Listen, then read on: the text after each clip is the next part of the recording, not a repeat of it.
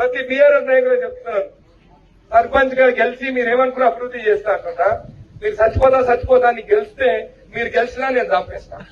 ఎందుకంటే మీరు గెలిచినా మీకు నిధులు ఇయ్యను, మీకు ఏమి ఇయ్యను.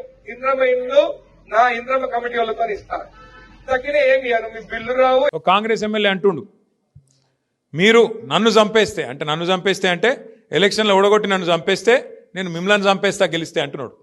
ఆ మాటలు మాట్లాడుతున్నారు. అవి చూసుకొనే ఇలా కాంగ్రెస్ కార్యకర్తలు కూడా చెలరేగిపోయి పిచ్చి పిచ్చి ప్రవర్తనలన్నీ చేస్తూ ఉన్నారు.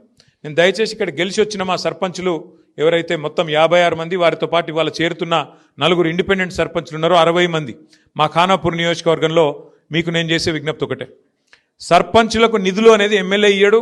సర్పంచులకు నిధులు అనేది ఎవరో దాన ధర్మాల మీదనో వాళ్ళ ఇష్టాయిష్టాల మీద ఉండదు. మీకు ఒక విషయం అవగాహన ఉండాలి.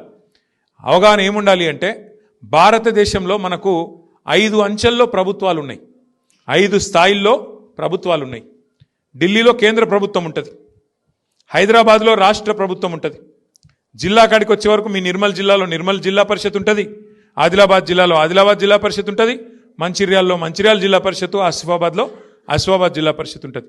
దాని కిందికి వస్తే మండల పరిషత్తు, ఇంకా కిందికి వస్తే గ్రామ పంచాయతీ. అంటే 5 అంచెల్లో కింద గ్రామ పంచాయతీ, మీద మండల పరిషత్తు, దాని మీద జిల్లా పరిషత్తు, దాని మీద రాష్ట్ర ప్రభుత్వం, దాని మీద కేంద్ర ప్రభుత్వం. ఇట్లా 5 అంచెల్లో ప్రభుత్వాలు ఉంటాయి. ఎట్లయితే ఒక రాష్ట్రానికి ముఖ్యమంత్రిగా ఒక వ్యక్తి ఉంటారో, ఆయనకు మంత్రిమండలి ఉంటుందో, అట్లాగే గ్రామానికి గ్రామ పంచాయతీకి సర్పంచ్ గారికి అదనంగా వార్డు మెంబర్లు, ఉప సర్పంచులు అందరూ కూడా తోడుగా ఉంటారు. అంటే ఏ స్థాయిలో ప్రభుత్వం ఆ పద్ధతిలో నడవాలన్న ఉద్దేశంతో, స్థానిక ప్రభుత్వాలు కూడా మంచిగా ఉండాలన్న ఉద్దేశంతో రాజ్యాంగంలో, బాబాసాహెబ్ అంబేద్కర్ గారు రాసిన రాజ్యాంగంలో మనకు హక్కులు మనకు పొందుపరచబడి ఉన్నాయి.